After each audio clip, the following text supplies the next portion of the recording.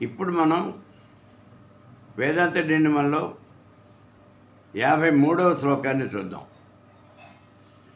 వ్యోమాది పంచభూతస్థ yeah సత్తా భాస్తేర్నృణాం సా సత్తా పరమం బ్రహ్మ ఇది వేదాంత డిండిమః. ఆకాశము మొదలైనటువంటి పంచభూతాలు ఉన్నాయి. అవి ఉన్నాయి అని, వాటి ఉనికి మానవులకు ఏ రకంగా అయితే తెలుస్తుందో, దేనివల్ల అయితే తెలుస్తుందో అదే బ్రహ్మము అని అంటూ ఉన్నారు. ఇక్కడ 53 దగ్గర నుంచి 58 దాకా, అంటే మొత్తం 6 శ్లోకాలు. ఈ 6 శ్లోకాల్లోనూ కూడా ఒకే రకమైనటువంటి విషయాన్ని చెప్తూ ఉన్నారు. 54వ శ్లోకం చూడండి. వ్యోమాది పంచభూతస్థ యా చిదేకానుభూయతే సా చిదేవ పరం బ్రహ్మ ఇది వేదాంత డిండిమః. పంచభూతాల్లోనూ మనకు కనిపించే ప్రకాశము అనేది ఏదైతే ఉన్నదో, ప్రకాశము అంటే ఇక్కడ విజ్ఞానం, ఆ జ్ఞానం, ఆ ప్రకాశము అనేది ఏదైతే ఉన్నదో, ఆ జ్ఞానం ఏదైతే ఉన్నదో అదే బ్రహ్మము. 55వ శ్లోకం చూడండి. వ్యోమాది పంచభూతస్థ యా ప్రీతిర్ అనుభూయతే సా ప్రీతిరేవ బ్రహ్మ స్యాత్ ఇది వేదాంత డిండిమః. పంచభూతాలతో నిర్మితమైనటువంటి పదార్థములందు అనుభూతమయ్యేటటువంటి ప్రీతి అనేది ఏదైతే ఉన్నదో ఆ ప్రీతియే బ్రహ్మము అని అంటూ ఉన్నారు 55వ శ్లోకంలో. ఇక 56కు వచ్చేటప్పటికి దేహాది కోశగా సత్తా యాస వ్యోమాదిభూతగా మానాభావాన్న తద్భేద ఇది వేదాంత డిండిమః. పంచకోశములందు మనకు కనిపించేవంటి సత్తే అదే సత్తా, అంటే పంచకోశములందు ఏ సత్త అయితే ఉన్నదో ఆ సత్తయే పంచభూతములందు కూడా ఉన్నది. ఈ కారణం చేతనే పంచభూతాలకి పంచకోశాలకు ఏ రకంగానూ కూడా తేడా లేదు అని చెప్తూ ఉన్నారు. 57వ శ్లోకం చూడండి. దేహాది కోశగా స్ఫూర్తి యానా వ్యోమాదిభూతగా మానభావాన్న తద్భేద ఇది వేదాంత డిండిమః. పంచకోశాలయందు స్ఫురించేవంటి ప్రకాశం ఏదైతే ఉన్నదో ఆ ప్రకాశమే పంచభూతాలయందు కూడా ఉన్నది. కాబట్టి పంచభూతాలకి పంచకోశాలకి ఏ రకంగానూ కూడా తేడా లేదు. 58వ శ్లోకం చూడండి. దేహాది కోశగా ప్రీతి యాసా వ్యోమాదిభూతగా మానాభావాన్న తద్భేద ఇది వేదాంత డిండిమః. పంచకోశాలయందు ఉన్నటువంటి ప్రీతి, పంచభూతములయందు ఉన్నటువంటి ప్రీతి రెండు కూడా ఒక్కటే. కాబట్టి ఈ రెండింటికి, అంటే పంచకోశాలకి పంచభూతాలకి, ఈ రెండింటికి మధ్యన తేడా అనేది ఏదీ లేదు. ఈ రెండు ఒకటేను అని చెప్తూ ఉన్నారు ఈ శ్లోకంలో. ఈ రకంగా 53 దగ్గర నుంచి 58 దాకా ఉన్నటువంటి శ్లోకాలన్నింటిలోనూ కూడా పంచభూతాలు కానీ పంచకోశాలు కానీ రెండు ఒకటేను అనే విషయాన్ని మనకి చెప్తూ ఉన్నారు ఈ 6 శ్లోకాల్లోనూ కూడా. ఇప్పుడు అసలు ఇక్కడ విషయం ఏమిటో ఒకసారి చూద్దాం. పంచభూతాలు, ఈ పంచభూతాలు ఈ 5 కూడా పృథివీ ఆపస్తేజో వాయురాకాశాత్ ఇవన్నీ కూడా పరబ్రహ్మ స్వరూపమేను అని మనం గతంలో చెప్పుకున్నాం. పంచభూతాలు పరబ్రహ్మ స్వరూపమే. ఎందుకనండి పంచభూతాలు, ఎందుకని పరబ్రహ్మ స్వరూపము? ఇవన్నీ కూడా బ్రహ్మం నుంచే ఆవిర్భవించాయి. బ్రహ్మం నుంచి ఆవిర్భవించినటువంటి ప్రతిదీ కూడా బ్రహ్మమే అవుతుంది. ఇక్కడ బ్రహ్మసూత్రాల్లో ఈ విషయాన్ని చాలా వివరంగా చెప్పారు. ఏం చెప్పారు అంటే, సృష్టి ఆదిలో మొట్టమొదటిగా ఆకాశం వచ్చింది. ఈ ఆకాశం ఎక్కడి నుంచి వచ్చింది? బ్రహ్మము నుంచే వచ్చింది. కాబట్టి ఆకాశం కూడా బ్రహ్మ నుంచి వచ్చినటువంటి ఆకాశం కూడా బ్రహ్మమేను అని చెప్పారు బ్రహ్మసూత్రాల్లో. అలాగే ఆకాశం నుంచి బ్రహ్మ రావడమే కాదయా, ఆకాశం నుంచి బ్రహ్మ వచ్చింది కాబట్టి ఆకాశం కూడా బ్రహ్మమే. మరి ఇప్పుడు ఆకాశం బ్రహ్మ అన్నాం. ఆకాశ బ్రహ్మ నుంచే వాయువు అనేది వచ్చింది కాబట్టి వాయువు కూడా బ్రహ్మమే కదా. వాయు బ్రహ్మ నుంచి అగ్ని అనేది వచ్చింది కాబట్టి అగ్ని కూడా బ్రహ్మమే కదా. అగ్ని బ్రహ్మ నుంచి జలము అనేది వచ్చింది, జలము కూడా బ్రహ్మమే కదా. జలము నుంచి అంటే ఈ జలబ్రహ్మ నుంచి పృథివీ అనేది వచ్చింది, అందుచేత పృథివీ కూడా బ్రహ్మమే. ఈ రకంగా చెప్పినట్టయితే ఆకాశం బ్రహ్మ, వాయు బ్రహ్మ, జలం అగ్ని బ్రహ్మ, జలం బ్రహ్మ, పృథివీ బ్రహ్మ, పంచభూతాలన్నీ కూడా పరబ్రహ్మ స్వరూపమేను అని చెప్తూ ఉన్నాయి బ్రహ్మసూత్రాలు.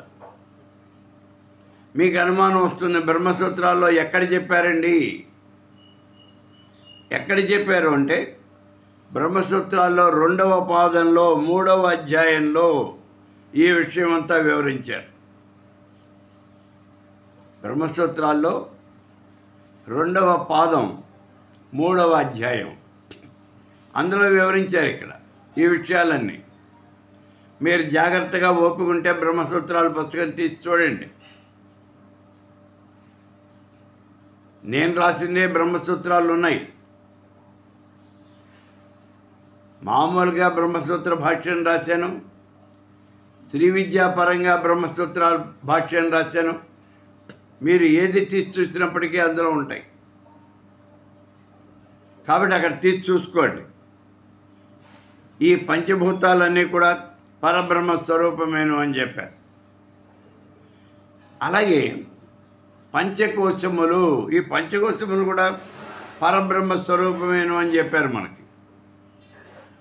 ఎలా పరబ్రహ్మ స్వరూపం?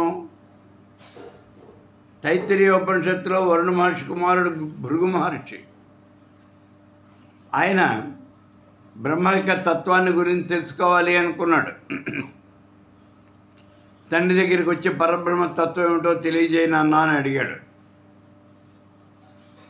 నాయన, బ్రహ్మని గురించి ఒకళ్ళు చెప్తే నీకు వచ్చేది కాదురా, నువ్వే ఎవరికి వాళ్ళే తెలుసుకోవాలి కాబట్టి నువ్వే వెళ్ళి తపస్సు చెయ్యి, ఆ బ్రహ్మం ఏమిటో నీకే తెలుస్తుంది అన్నాడు. సరే, కొంతకాలం తపస్సు చేశాడు ఈ భృగు మహర్షి. అప్పుడు అతనికి తెలిసింది. ఏం తెలిసింది? అన్నమే పరబ్రహ్మ స్వరూపము అని తెలిసింది. తండ్రికి వచ్చి చెప్పాడు, కాదురా నాయన, అన్నం పరబ్రహ్మ స్వరూపమే, కానీ అన్నమే పరబ్రహ్మ స్వరూపం కాదు, మళ్ళీ వెళ్ళి తపస్సు చేయి అన్నాడు. మళ్ళీ కొంతకాలం తపస్సు చేశాడు. ఇప్పుడు మళ్ళీ వచ్చాడు. ఏమిటి అంటే ప్రాణమే పరబ్రహ్మ స్వరూపము అన్నాడు. కాదురా నాయన, ప్రాణం కూడా పరబ్రహ్మ స్వరూపమే, అంతేగాని ప్రాణమే పరబ్రహ్మ స్వరూపం కాదు, మళ్ళీ వెళ్ళి తపస్సు చేయి అన్నాడు. మళ్ళీ తపస్సు చేశాడు. ఇప్పుడు మళ్ళీ తిరిగి వచ్చాడు. ఏమిటయ్యా, మనస్సే పరబ్రహ్మ అన్నాడు. తండ్రి అంటున్నాడు, మనస్సు కూడా పరబ్రహ్మ స్వరూపమే, కానీ మనస్సే పరబ్రహ్మ స్వరూపం కాదు, మళ్ళీ వెళ్ళి తపస్సు చేయన్నాడు. కొంతకాలం తపస్సు చేశాడు. ఇప్పుడు మళ్ళీ వచ్చాడు. తండ్రి విజ్ఞానమే పరబ్రహ్మ స్వరూపము అన్నాడు. కాదయ్యా, విజ్ఞానం కూడా పరబ్రహ్మ స్వరూపమే, అంతేగాని విజ్ఞానమే పరబ్రహ్మ స్వరూపం కాదు. వెళ్ళి మళ్ళీ తపస్సు చేయన్నాడు. ఈసారి మళ్ళీ తపస్సు చేశాడు, తిరిగి వచ్చాడు. తండ్రి ఆనందమే పరబ్రహ్మ స్వరూపము అన్నాడు. నిజమేరా, ఇప్పుడు నీకు అసలు విషయం తెలిసింది, బ్రహ్మతత్వం బోధపడింది అన్నాడు. అప్పుడు కుమారుని కూర్చోబెట్టి బ్రహ్మ విద్య అంతా కూడా ఉపదేశం చేశాడు. ఇందులో మనకి తెలుస్తున్న విషయం ఏమిటి చూడండి. అన్నం పరబ్రహ్మ స్వరూపం, అలాగే ప్రాణం బ్రహ్మ, మనస్సు బ్రహ్మ, అలాగే విజ్ఞానం బ్రహ్మ, ఆనందం బ్రహ్మ. ఇది మనకు తెలిసినటువంటి విషయం. ఇక్కడ మనం గుర్తుంచుకోవాల్సిన విషయం ఏమిటి అంటే అది ఇంకోటి ఉంది. ఏమిటి అంటే అన్నం పరబ్రహ్మ స్వరూపం, కానీ అన్నమయ కోశం కాదు. చాలా జాగ్రత్తగా చూడాలి. అన్నమయ కోశం పరబ్రహ్మ స్వరూపం కాదు, అన్నమే పరబ్రహ్మ స్వరూపము. అలాగే ప్రాణమే పరబ్రహ్మ స్వరూపం, అంతేగాని ప్రాణమయ కోశం పరబ్రహ్మ స్వరూపం కాదు. మనస్సే పరబ్రహ్మ, అంతేగాని మనోమయ కోశం పరబ్రహ్మ స్వరూపం కాదు. విజ్ఞానం పరబ్రహ్మ స్వరూపం, అంతేగాని ఆ విజ్ఞానమయ కోశం పరబ్రహ్మ స్వరూపం కాదు. ఆనందం పరబ్రహ్మ స్వరూపం, ఆనందమయ కోశం కాదు. అక్కడ చెప్పాడు ఆనందం పరబ్రహ్మ జానాతు, ఆనందమే పరబ్రహ్మ స్వరూపము. ఈ ఆనందం వలనే ఈ చరాచర జగత్తులో ఉన్నటువంటి జీవరాశి అంతా కూడా వృద్ధి చెందుతూ ఉన్నదయ్యా. పుడుతోంది, వృద్ధి చెందుతోంది. కాబట్టి ఆనందమే పరబ్రహ్మ స్వరూపము అని చెప్పాడు. అంతేగాని ఆనందం పరబ్రహ్మ స్వరూపము అని చెప్పాడు, అంతేగాని ఆనందమయ కోశం పరబ్రహ్మ స్వరూపం కాదు, ఖచ్చితంగా చెప్పాడు అక్కడ. ఈ రకంగా అన్నం, ప్రాణం, మనస్సు, విజ్ఞానం, ఆనందం ఇవన్నీ కూడా పరబ్రహ్మ స్వరూపాలే. అలాగే ఇందాక చెప్పుకున్నాం, ఆకాశం బ్రహ్మ, వాయువు బ్రహ్మ, అగ్ని బ్రహ్మ, జలం బ్రహ్మ, పృథివీ బ్రహ్మ. అవి పరబ్రహ్మ స్వరూపాలే. ఇవి పంచభూతాలు పరబ్రహ్మ స్వరూపాలే. అలాగే పంచకోశాలు పరబ్రహ్మ స్వరూపాలే. ఈ రెండింటికి మధ్య తేడా అనేది ఏమీ లేదు. పంచభూతాలు కానీ పంచకోశాలు కానీ ఈ రెండు కూడా పరబ్రహ్మ స్వరూపమైనయ్యా. ఈ రెండింటికి మధ్యన ఏ రకమైనటువంటి తేడా కూడా లేదు అని చెప్తూ ఉన్నాడు. అందుకే ఇక్కడ చెప్తూ ఉన్నాడు, పంచకోశముల యందు ప్రకాశిస్తూ ఉన్నటువంటి జ్ఞానం ఏదైతే ఉన్నదో ఆ ప్రకాశం అదే పరబ్రహ్మ స్వరూపము. వాటి యందు ఉన్నటువంటి ప్రీతి అనేది ఏదైతే ఉన్నదో అదే పరబ్రహ్మ స్వరూపము.